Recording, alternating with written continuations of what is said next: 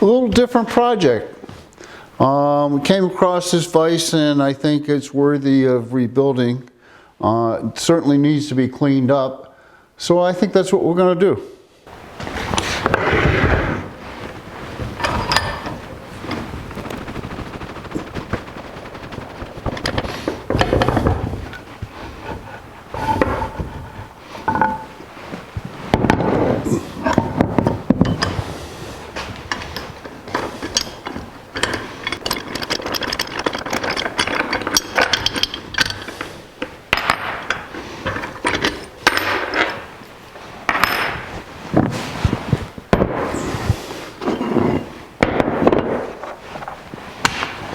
Well, that's about how quick that comes apart. Now, oh, there's another piece in here. We actually need a wrench.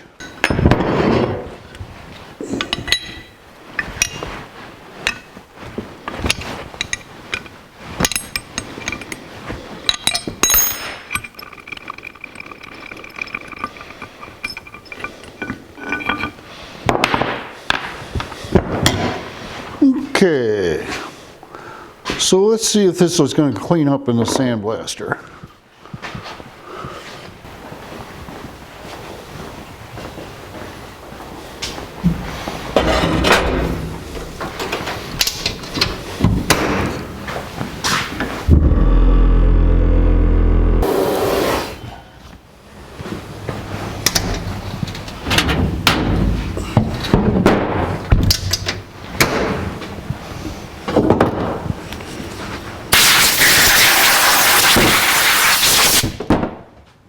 Okay, now that we got all the sandblasting done, we move to the next step. The next step is to true up all the machine surfaces, which includes the area in back of the jaw and the tongue and the rotisserie and the anvil on the back of the vise. So let's start with the anvil on the back of the vise.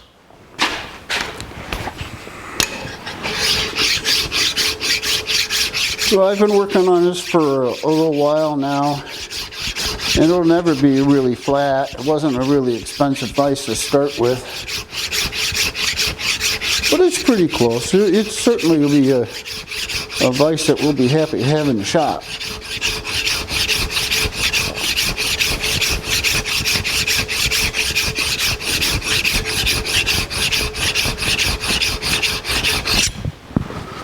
So the next step is we're going to take this jaw off.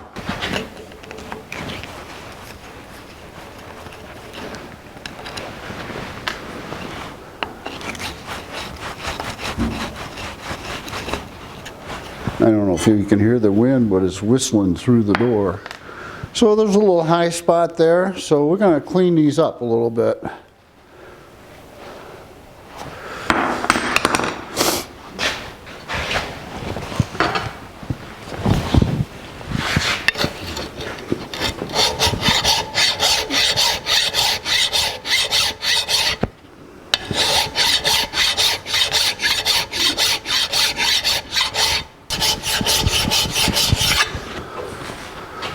Pretty good.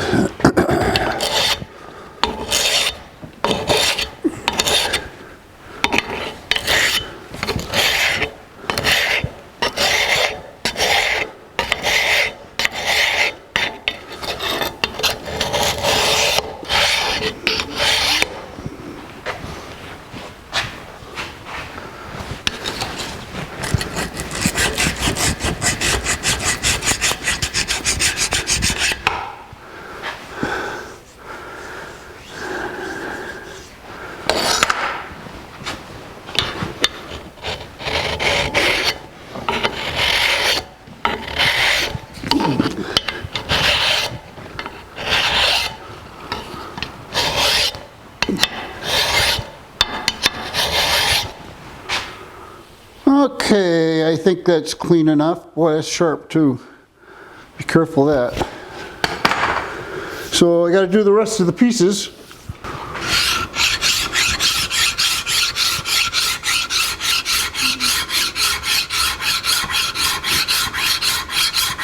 I don't know if this is focusing well enough so that you can see the original machine surface. but you can actually see the marks left by the tool that cut that surface. And that's what we're trying to get. Yeah, you can see it right here. Right there. That's the original tooth mark. And that's what we're trying to get back to on everything here. Where I'm at now is I have the machine surfaces cleaned up. The vise slides very nicely, no lubrication at all. It slides real nice, rotates real nice. So the next step is to powder coat the vise and clean up the threads so that operates nicely. So while I'm outgassing and getting ready to powder coat, I will be working on the threads here to clean them up so that they work good. The noise you hear in the background is the oven running to outgas the vise itself. We have to clean up the threads here a little bit. We want the vise to work as smoothly as possible. What I have here is a little paint thinner. And I'll just get this on here and then a wire brush it a little bit. They're not in bad shape, but there's some old grease in there. So let's get the old grease out. And we'll put some new grease in. Now we just have to wait for a little bit. I will be back. The next step, I think, is to powder coat the vise. And we don't want to get any powder on all this nice machine surfaces that we just cleaned up. So we're going to put some high temp tape on it and we'll spray it with powder and stick it in the oven, and we should have a finish coat on the vise shortly. But I still have to tape up the anvil here. So it's just a matter of putting some tape on it.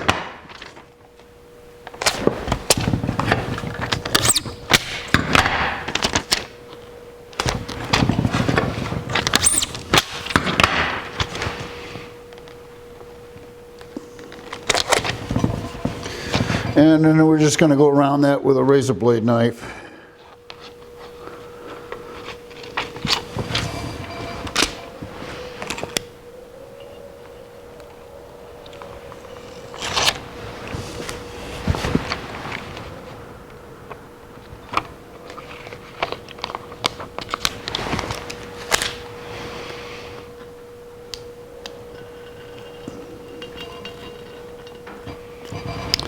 And now we're ready to spray it with powder. So that's the next step. Okay, we have come a long way. Now it's time to put some color on it. Let's see what color I chose.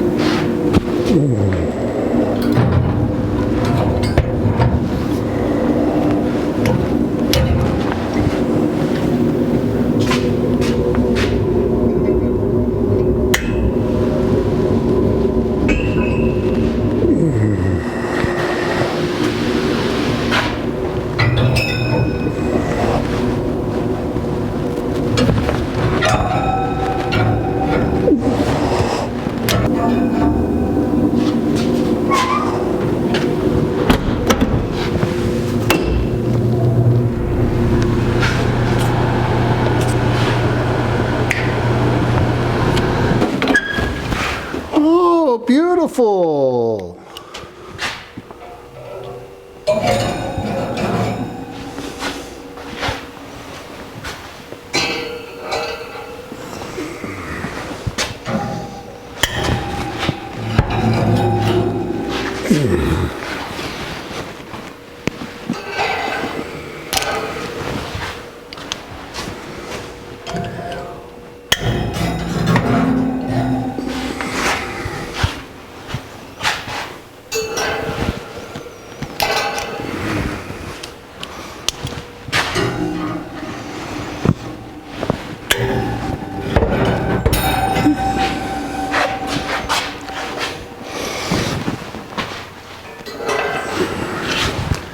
And now we got to let them cool.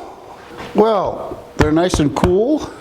What we've got to do now is pull off all the tape to reveal, hopefully, nicely machined part.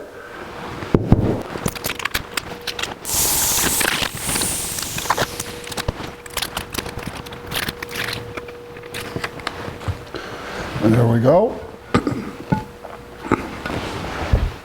We're putting the threaded rod back into this vise. And when I took it apart, it had a cotter pin in here. And I really think a roll pin belongs in here. But because of its location, getting a roll pin back out would be extremely difficult. So I'm going to go ahead and go back to the cotter pin. And even the cotter pin isn't that easy. What I have to do is there's a spring here that I have to compress, and then a washer, and then a hole that the cotter pin goes into, like so. And I got to do that all at the same time. So here we go.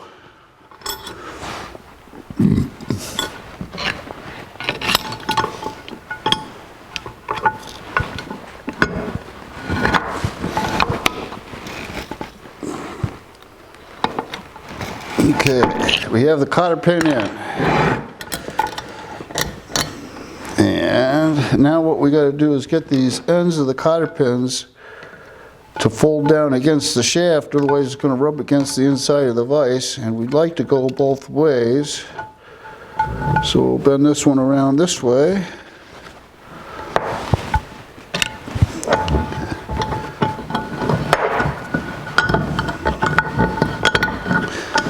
Okay, and we'll put some grease on that. This is what we just did. We took this cotter pin and put it through the hole in the shaft, which is holding this washer, which is holding the spring in place. That was difficult to do, compressing the spring and putting a cotter pin in at the same time. So let's bolt it together and see what it looks like. We've got to put this part in first.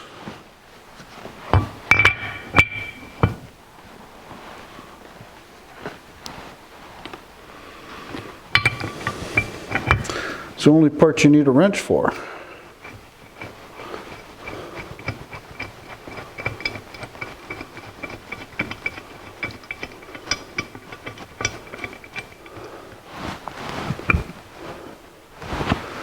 That becomes the threads that the jack screw runs on. See right in there? That's the threads.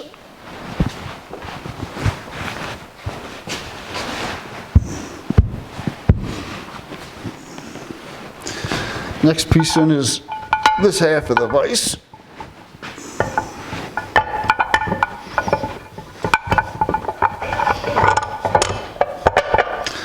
And we got to get the rod started in the threads. And there we go. Goes in very nicely.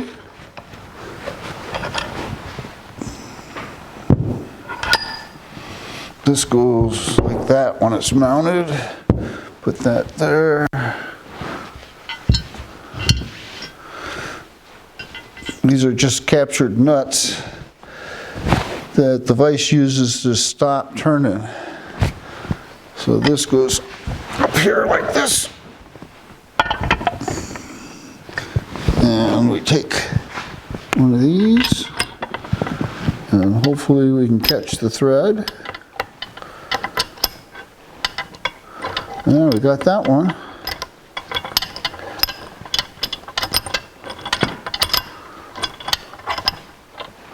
Okay.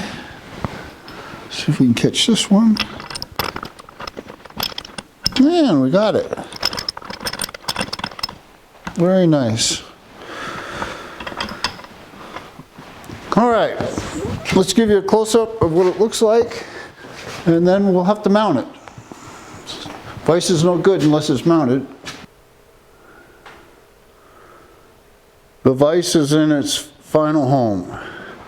It's bolted to the table with 1/2-inch bolts. The vise exceeds the capacity of the table, but we realize that. we'll be able to put this vise to good use in this location. And you know what? I'll bet you'll see it in future videos, as there'll be more.